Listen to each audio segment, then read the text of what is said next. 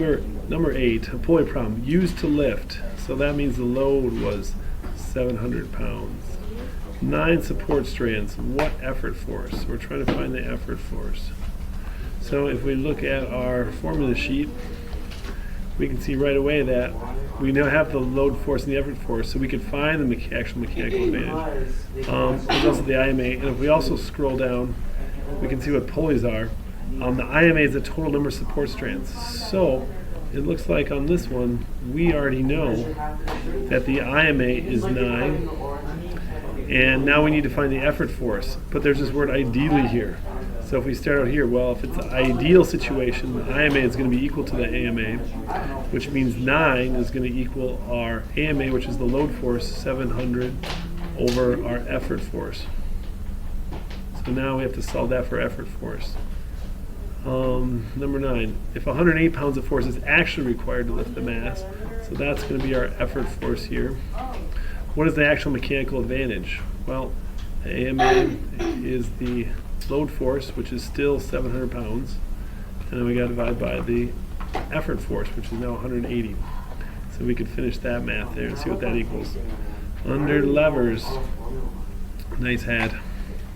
So it says a man in a sweet pink hat used a lever to try and get this stuck truck moving. He was pushing on the board with 26 inches from the fulcrum. So that means that he was pushing on the board 26 inches from the fulcrum. The tire was 30 inches from the fulcrum. So the fulcrum here is that piece of wood. That's what the lever's pivoting on. All right, if the truck needs 200, so we're lifting here with 200 pounds. Ideally, how much force would the man have? Again, there's an ideally word. So we want to know how much is the guy pushing here. What is his effort force? And so in this problem here again, it's an ideal one, so we know the IMA is going to be equal to the AMA in the ideal world. The IMA for a lever, if we look at our formula sheet right here, we're in a first class lever, right? So we see got the load force and the load distance are on the same side, effort force and effort distance are on the same side. And we're here, we need to do the effort distance divided by the load distance. So if we go back to our problem, the ideal mechanical energy is going to be the effort distance, 26, divided by the load distance, 30, and that's going to be equal to the AMA, which is always equal to the load force. And again, we can show that in our formula sheet. The load force divided by the effort force.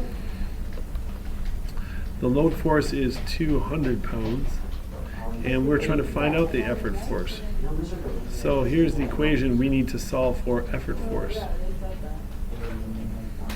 All right, now we're on to gears. What is the mechanical advantage of the gear train shown if the right side is the input? So over here is the right side, this is the input.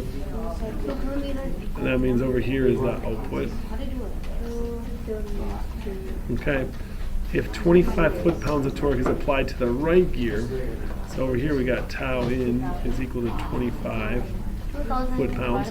How much torque must be applied to the... I'm sorry, we got to do number 12 here. What is the mechanical advantage? For gears, the mechanical advantage is the same thing as the gear ratio.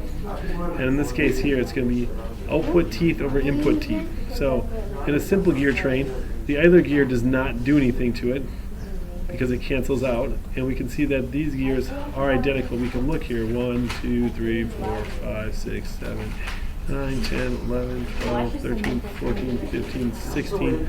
16 is half, so it must be 32. Same things here. 1, 2, 3, 4, 5, 6, 7, 8, 9, 10, 12, 13, 14, 15, 16. So it looks like they're the same tooth gear. So that means that if the teeth are the same, the gear ratio is going to be 1. Or in this case here, we'd have 32 over 32. Let's see, 16, 17, 18, 19, 20, 21, 22, 23, 24, 25, 28, 29, 30. I'm sorry, 30 teeth. I was counting the one pass. So we got 30 over 30, which equals 1. That would be a good answer. Now, if 25 foot-pounds of torque is applied, well, the gear ratio is also equal to the output torque over the input torque.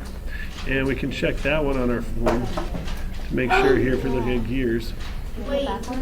Gear ratio is equal to the output torque over input torque.